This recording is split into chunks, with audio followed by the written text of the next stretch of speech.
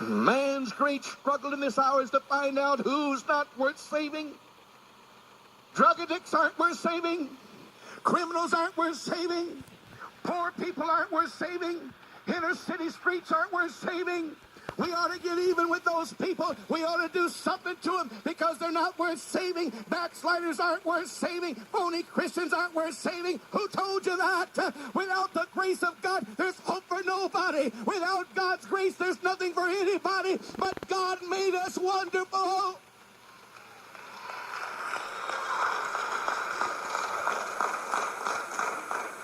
The question isn't whether a man will get saved or not. The question is whether you'll let him die. Whether you'll let him die. You can get into your spirit where you can say, little child, I won't let you die. Oh, there's such a lack of understanding in human relationships. As much as we try to understand the greatest of minds, they make political statements to use for their own end, and it's a bunch of garbage. Why isn't there a voice that tells us what the picture really is? The picture comes from a revelation when you know, I know first of all, I'm not going to let it die. Not my city, not my church, not my marriage. I won't let myself die. I'll live.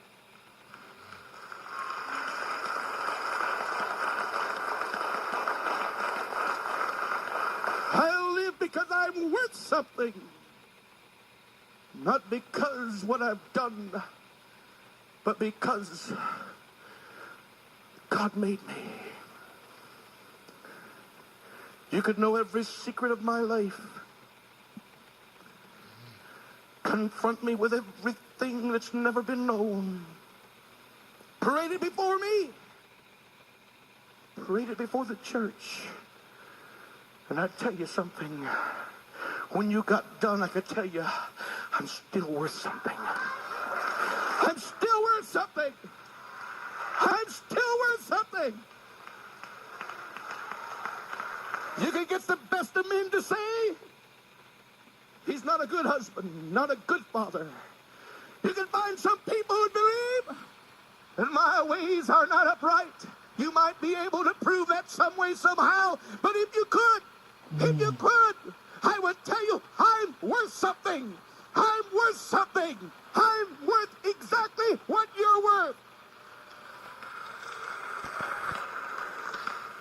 I'm worth what you're worth. And you're worth exactly what I'm worth. You're worth exactly what I'm worth. And there's some of you, no matter what would happen, you'd say, I don't care, I like him. But I want to tell you, it doesn't go one way. It's the same back towards you again. By the grace of God, I don't care. You're worth something. Christ died on the cross of Calvary. Shed his blood because it was a good investment. It was a good investment. He would bring many sons to glory. And they would stand and say, amazing grace, how sweet the sound that saves. Somebody like me turns me around, transforms my life. Losers are worth something. They usually ask me, what's the name of a message? I'll give you one today. Losers are worth something. Losers are worth something because God knows how to look and assess the thing beyond what we see. Losers are worth something. As long as winners are worth something, and only then, there's not many people who get to be king of the castle. There's not many people who get to be best moms and best dads. There's not many people who get to be best saints, best educators, best politicians, to be the best. And after you get the best, you ask for how long?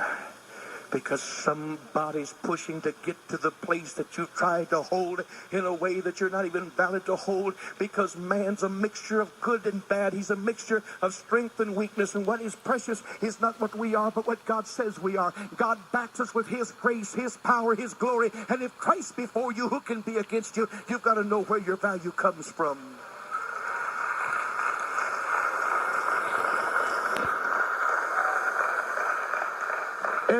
Every single person here is either threatened or crazy.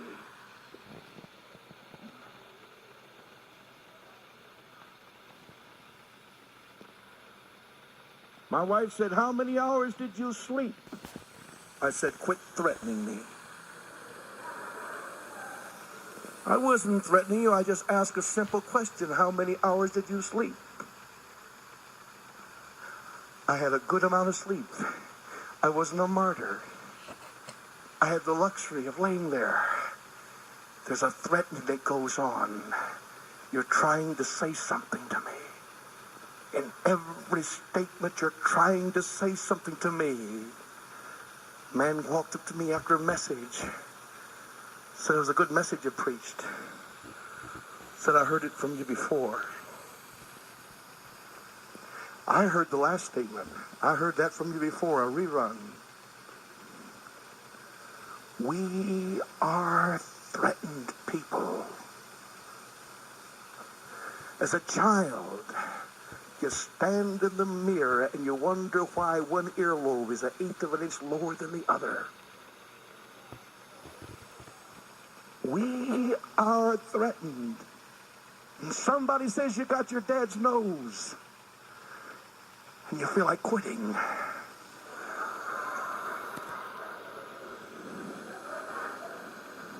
We are threatened. In all of life, we end up being threatened. That's the basis of the fallen nature that we have. And God's got one way of changing us, and that's his redemptive grace, the ministry of reconciliation. God and men are made friends again. Men are able to speak to men again. Do you know how we strengthen ourselves in our perverted sense? We strengthen ourselves by bashing others. No good bum won't work. No good person can't depend on. Won't pay you back. We couldn't even survive without somebody to talk about.